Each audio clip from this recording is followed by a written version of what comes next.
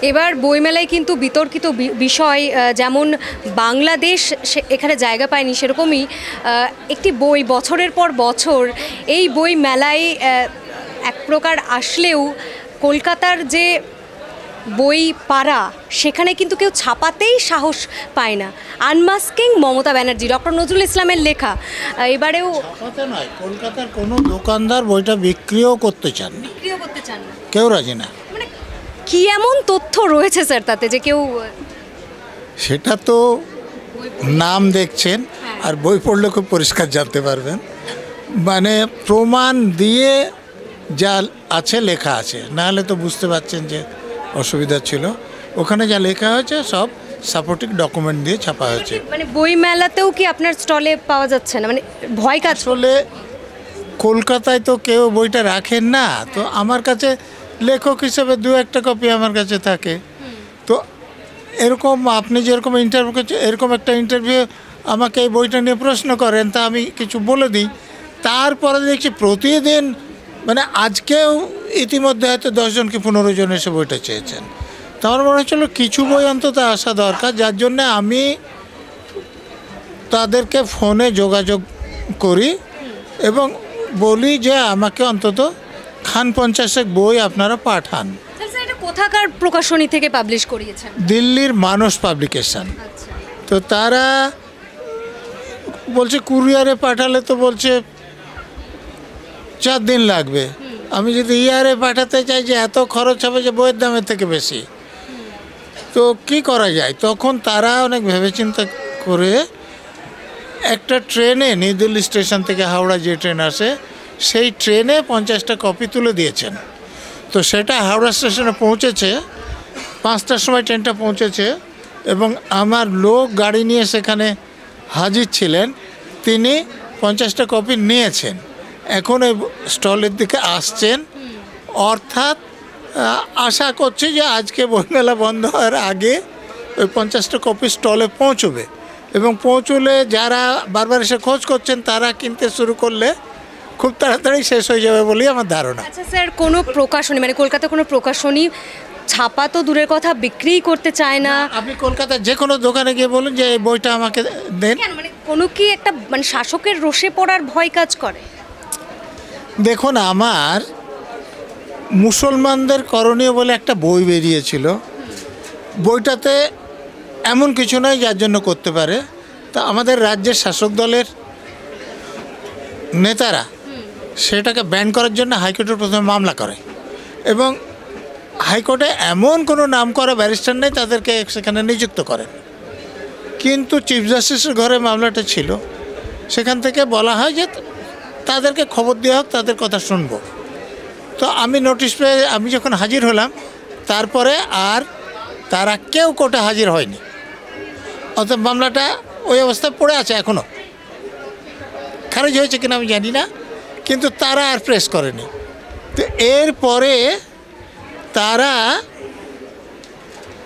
আমাদের যে পাবলিশার মিত্র ঘোষ নাম করা পাবলিশার, পুলিশ ইউনিফর্ম পরা পুলিশ পাঠায় তার দোকানে, গিয়ে তার সেলস কাউন্টার থেকে লোককে কলার ধরে টেনে বের করে দিয়ে তালা লাগিয়ে দেয়, এবং তারপরে তার গোডাউনে সার্চ করে, তার বাড়িতেও সার্চ করে। পাবলিশার বৃদ্ধ লোক, এখনও বেঁচে আছেন ভানুবাবু, মানে সেই 90-এর বয়স, তিনি আমাকে ফোন করেন যে দেখুন এই পুলিশের লোকেরা এসে আমাকে এরকম হ্যারাস করছে। তা আমি বলি যে দিন, তাদের কি হয়েছে? তো পুলিশের লোকরা ফোনটা ধরেন। তা আমি বলি যে বইটা কি কোনো কোর্টের অর্ডারে ব্যান্ড হয়েছে? বলে না স্যার। তা আমি বললাম যে বইটা সরকার কি বাজেয়াপ্ত করার জন্য কোনো অর্ডার পাস করেছে? বলছে না স্যার। আমি বললাম যে তাহলে আপনাদের কোন আইন ক্ষমতা দিয়েছে যে পাবলিশারের গোডাউনে বাড়িতে এসে আপনি সার্চ করছেন? কোন আইনে বলে দিন আমাকে, তাহলে আমার আর কোনো বক্তব্য নাই। তো বলছে স্যার আমরা সার্চ করছি না, আমরা বইয়ের একটা কপি জোগাড় করতে এসেছিলাম, কোথায় পাচ্ছি না। আর কি বলবেন বলুন? আমি বললাম তাহলে পাবলিশারকে দেন। তা আমি ভানুমাকে বললাম যে ওনারা তো বলছেন যে একটা কপি তো আপনি আপনার কাছে না থাকলে কোথা থেকে একটা জোগাড় করে দিন না, তাহলে তো মিটে যায়। তো বলছে স্যার আপনাকে এরকম বলছে, আমাদের তো লোকদের কলার ধরে টেনে বার করে তালা লাগিয়ে দিয়েছে, আপনি কি বলছেন? তো আমি আর কি বলবো, পুলিশের লোকেরা বলছে যে ওরা কিছু করছে না, আর আবার পাবলিশার বলছে। তো যাই হোক, পাবলিশার তখন হিউম্যান রাইটস কমিশনে একটা দরখাস্ত করেন এবং তার ফলে হিউম্যান রাইটস কমিশন ওদেরকে নোটিশ ইস্যু করে, এটা বন্ধ হয়। কিন্তু এই যে তালা লাগানো হয়েছিল, কলার ধরে বের করা হয়েছিল, তার জন্যে ভারতবর্ষের এমন কোনো কাগজ নাই, খবর হয়নি, কোনো টিভি চ্যানেল নাই, খবর হয়নি। ফলে বইটা আমার হয়তো 2000-5000 কপি বিক্রি হতো, কয়েক লাখ কপি বিক্রি হয়ে গেল।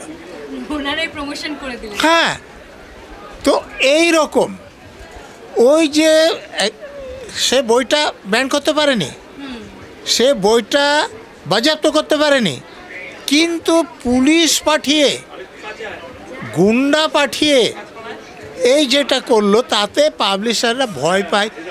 যেমন আমার পাবলিশার বলছিলেন যে দেখুন আপনি এগুলো দাঁড়াতে পারেন, আপনি অনেক সাবধান হয়ে চলেন, আমরা ব্যবসা করি, আমাদের একটু একটু দোষ হবে না আমি বলতে পারি না, তো আমাকে তো ওখানে ধরে ঝুলিয়ে দেবে।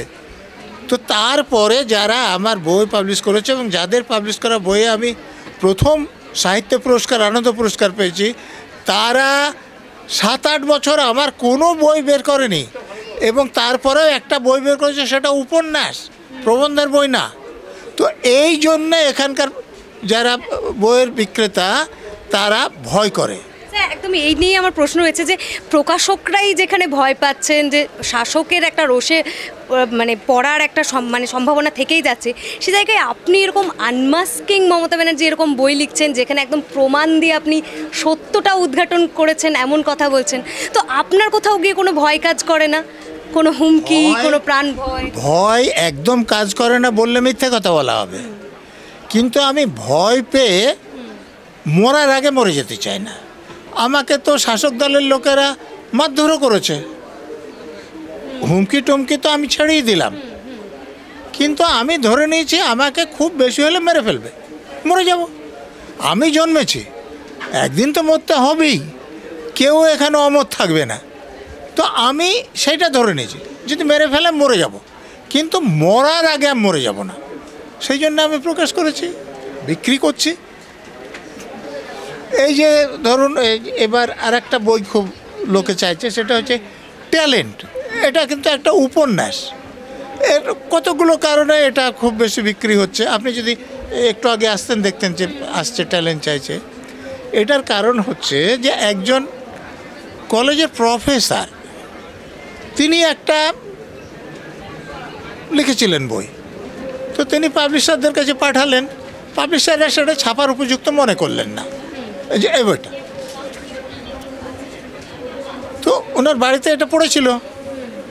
তো রাজ্যের এক মন্ত্রীর, যেহেতু মুখ্যমন্ত্রী বই লেখে, তারও বই ছাপানোর ইচ্ছে হলো, তো তিনি বই লিখতে পারেন না, তো দালাল লাগিয়ে দিলেন যে কী করে জোগাড় করা যায়।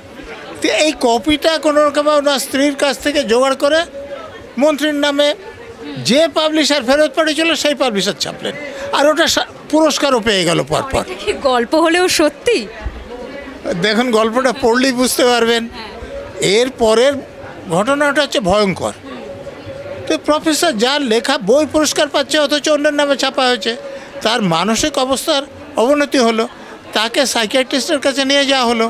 সাইকিয়াট্রিস্ট ঘটনাটা জেনে মানে চুপ করে না থাকতে পারে একজন সাংবাদিককে বললেন, সাংবাদিককে, আপনাদের মতো সাংবাদিকরা তো খুব তাড়াতাড়ি সকলের আগে কী নিউজ বলেন, ব্রেকিং নিউজ করে দিতে চান, তাই তো? তো তিনি করার জন্য একটা লিখে এডিটরকে জমা দিলেন, এডিটর খবরটা ছাপলেন না, কিন্তু মন্ত্রীকে দিয়ে দিলেন যে আপনার নামে এই খবর। ব্যাস, সেই এক রাতে প্রফেসর, সেই ডাক্তার এবং সেই সাংবাদিক, 3 জন খুন হলেন। এই ট্রিপল মার্ডার দিয়ে উপন্যাসটা শুরু হয়েছে। এরপরে যিনি জোগাড় করেছিলেন তিনিও খুন হলেন। কোনো কাগজে খবরটা বেরোচ্ছে না, কিন্তু এই প্রফেসরের এক বন্ধু ছিলেন পুলিশ অফিসার, তার এক বান্ধবী ক্লাসমেট ছিলেন, তিনি এখন কেমব্রিজে পড়ান, তার স্বামী বিবিসিতে কাজ করতেন।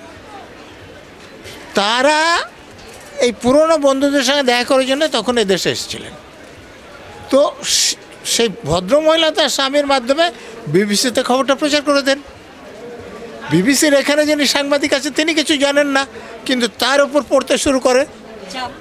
হ্যাঁ, তখন পুলিশ অফিসার ভদ্রমহিলাকে বলেন যে আপনারা স্বামীকে নিয়ে দেশ ছেড়ে চলে যান, নাহলে আপনাদের জীবনের কোনো গ্যারান্টি নেই। এটা একটা দিক আছে। তো এইটা যে পুরস্কার কি করে পায়, এইটা আলোচনা করতে গিয়ে রবীন্দ্রনাথ কী করে নোবেল পুরস্কার পেয়েছিলেন সেইটা নিয়ে আমার এখানে একটা চ্যাপ্টার আছে।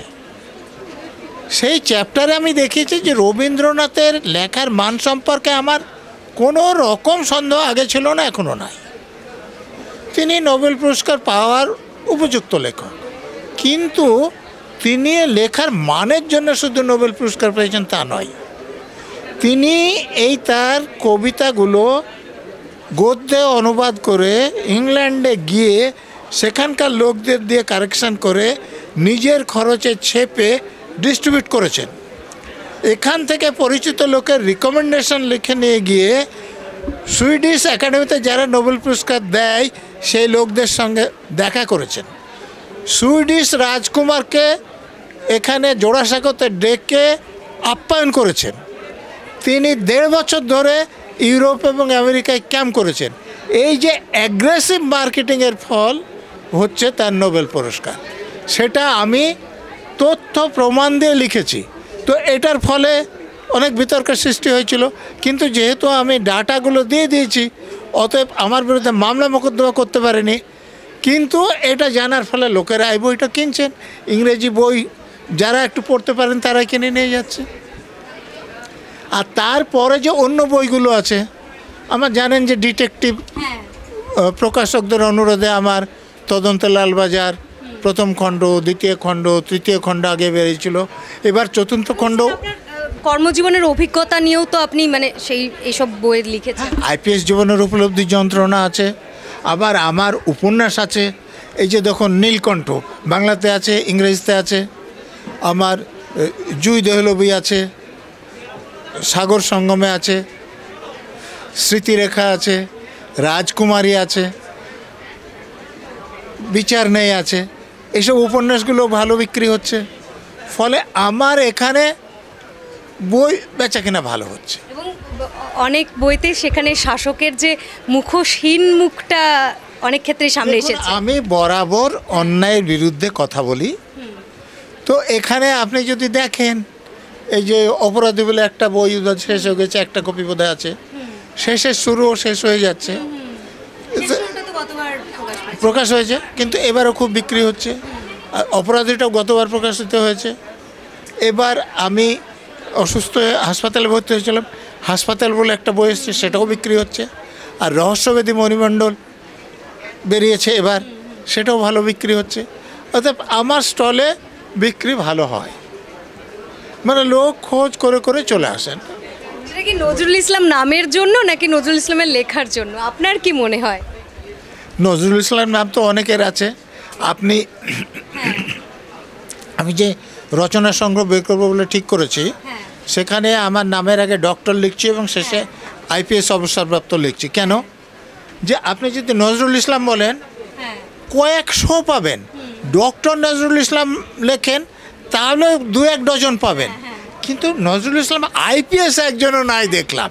সেই জন্যে আমাকে আলাদা করার জন্যে আমি এখন ডক্টর নজরুল ইসলাম আইপিএস লিখছি, যে আইপিএস নজরুল ইসলাম আর একজনও নেই।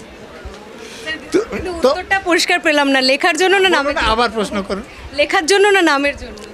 নামের জন্য হলে তো অন্য নজরুল ইসলামের কোনো বই এরকম বিক্রি হতো।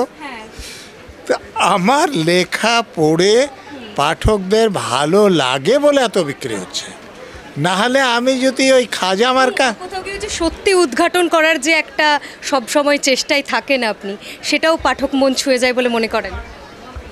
দেখুন, যে আমি যে কথাগুলো বলি, তো অনেক পাঠকই বলে যে স্যার আমরা ওইগুলো বুঝি, আমরা ওইগুলো বলতে চাই, কিন্তু আমাদের সাহস হয় না যে বলবো।